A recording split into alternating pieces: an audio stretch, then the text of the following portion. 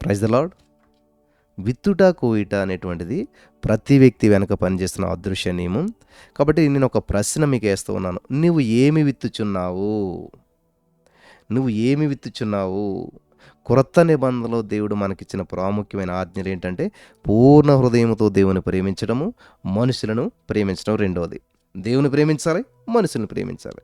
ఈ లోకంలో మనుషులతో మన ప్రవర్తన విషయమై చాలా చాలా చాలా జాగ్రత్తగా ఉండాలి.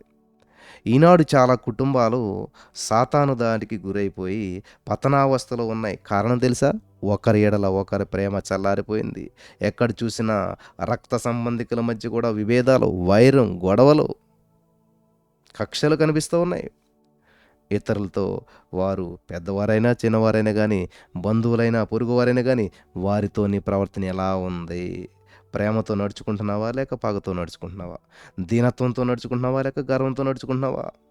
ఇతరులను సంతోషపెడుతున్నావా లేక ఉద్దేశపూర్వకంగా దుఃఖపెడుతున్నావా? ఇతరుల మేలు కొరకు నువ్వు పనిచేస్తున్నావా లేక ఇతరుల కీడు కొరకు వ్యతిరేకంగా పనిచేస్తున్నావా? ఇతరులకు నువ్వు సహాయం చేస్తున్నావా లేక ఇతరులను మోసంగా చేస్తున్నావా? ఇతరులను గౌరవిస్తున్నావా లేక కించపరుస్తున్నావా? ఎందుకంటే సామెతల గ్రంథం 11:18 ఏమని తెలుసా? నీతిని విత్తువాడు శాశ్వతమైన బహుమానం పొందుతాడంట. ఆమేన్. వింటున్నారా? నీతిని విత్తువాడు శాశ్వతమైన బహుమానం పొందుతాడంట. సామెతల 18:25 నీళ్లు పోయేవారికి నీళ్లు పోయబడును.